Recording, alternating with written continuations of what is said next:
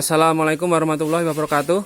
Ya teman-teman, di pagi hari ini di kandang aksara, pada video ini kami ingin berbagi tentang apakah kambing bunting itu masih bisa birahi lagi teman-teman. Artinya apakah teman-teman pernah juga mengalami kejadian di mana indukan atau kambing betina yang sudah bunting itu birahi atau minta kawin lagi. Nah, sebelum kami mengarah ke pembicaraan topik video kali ini, mungkin teman-teman heran ya, di sini di sebelah kiri saya ini makanannya itu pakan hijauan, sementara di sebelah kanan saya ini pakannya pakan kering. Nah, itu nanti sudah kami sampaikan pada video sebelumnya, tapi intinya yang di sebelah kanan ini itu kambing yang sedang bunting. Nah, sementara yang di sebelah kiri ini kambing yang belum bunting atau sudah melahirkan lepas sapih dengan anaknya teman-teman. Nah, nanti saya coba buat video secara terpisah. Kenapa alasannya seperti itu? Tapi sesuai dengan topik kali ini, bahwasanya kambing bunting atau indukan itu apakah bisa birahi atau minta kawin lagi? Nah, itu seperti ini teman-teman. Kami kemarin mengalami hal seperti itu. Ada juga indukan yang minta kawin lagi. Contohnya yang ini teman-teman. Jadi saya bantu di tiap kandang itu dengan stiker kertas seperti ini. Jadi etawa ini kawin pada tanggal 14 Februari 2022. Sementara yang etawa sebelah kanan ini kawin 27 Maret. Nah, yang sebelah kanan ini posisinya kemarin hampir 3 pekan setelah kawin itu dia menunjukkan ciri-ciri birahi, tapi tidak semua ciri birahi, artinya alat kelaminnya merah, anget, lalu dia teriak-teriak, ekornya kipat-kipit, tidak seperti itu. Tetapi ciri-ciri waktu itu hanya kipat-kipit saja. Nah, karena baru 21 hari setelah kawin yang pertama, itu akhirnya kami kawinkan lagi dengan pejantan sapera yang ada di kandang kami. Nah, hal seperti itu juga dulu terjadi di indukan kami yang saat itu sudah bunting sekitar 3 bulan. Dan saya tunjukkan yang kemarin itu bunting 3 bulan lalu birahi lagi teman-teman. Nah, waktu itu indukan yang ini kode 111 ini itu dia setelah bunting kurang lebih 3 bulan itu dia menunjukkan ciri-ciri birahi hanya sebatas nempel-nempel ke pejantan.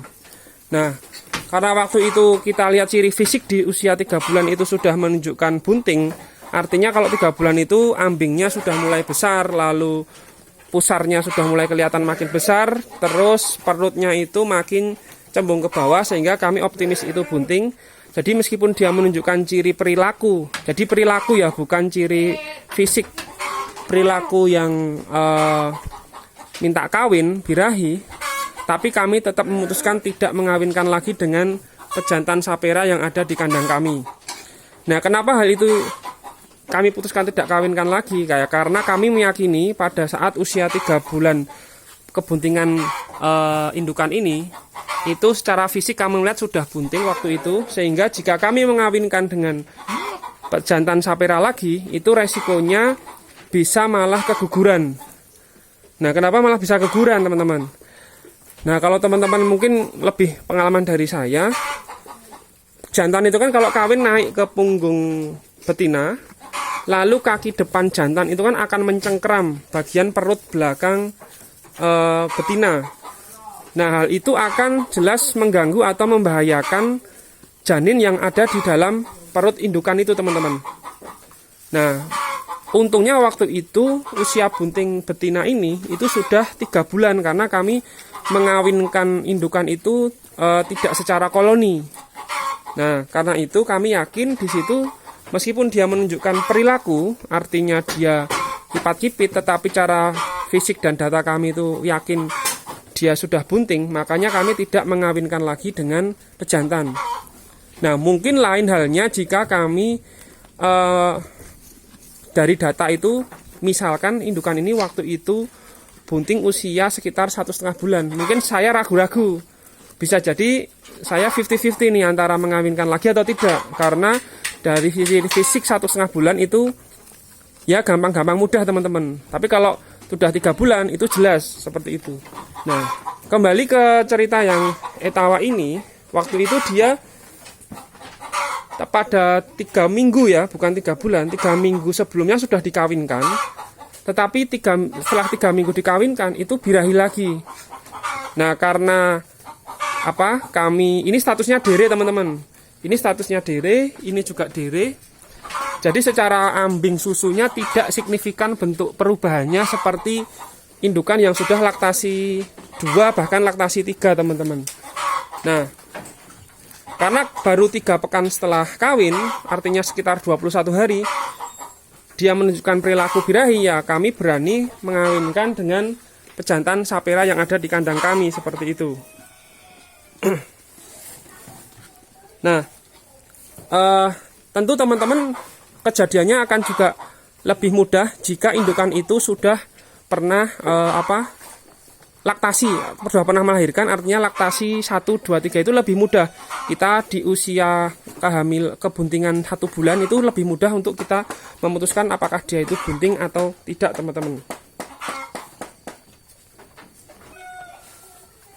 Nah, jadi dari cerita yang ada di kandang kambing kami ini, mungkin teman-teman sudah pernah ada yang mengalami atau belum kok kambing yang baru dikawinkan, katakan 3 pekan, 3 minggu, 4 pekan, itu kok minta kawin lagi dengan ciri-ciri perilaku fisiknya ngembak-ngembek, kemudian ekornya kipat-kipit, tetapi dari ambing dari kelaminnya itu tidak abang, abuh, anget gitu, enggak. Nah, jadi itu memang sebaiknya kalau masih 3 pekan mending dikawinkan saja. Tetapi kalau dari pengalaman kami yang usia bunting, ciri fisik buntingnya itu sudah pasti, sudah besar. Nah, misal ini teman-teman, ini yang sedang bunting, ini kawin 4 Februari. Ini 4 Februari, dia udah 3 bulan.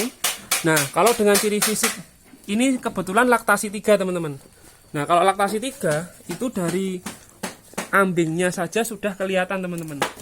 Apalagi besar perutnya itu sudah kelihatan, sehingga jika dia menunjukkan ngembak-ngembek atau ekornya kipat-kipit, kalau saya biasanya ambil aman, tidak saya kawinkan, karena takutnya malah membahayakan atau beresiko ke janin yang ada di perut indukan ini teman-teman.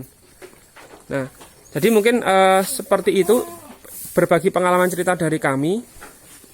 Dan mungkin teman-teman nanti bisa menambahkan cerita pengalaman, sehingga juga akan menambah atau memberikan masukan kepada kami teman-teman. Jadi ini saya bantu tiap kandang juga saya tulis dengan kertas stiker seperti ini. Meskipun di tabel bagian depan itu saya juga sudah membuatkan tabel lebih komplit teman-teman.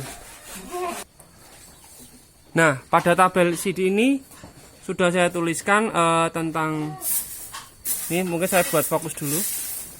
Jadi dari asal, lalu rasnya seperti apa.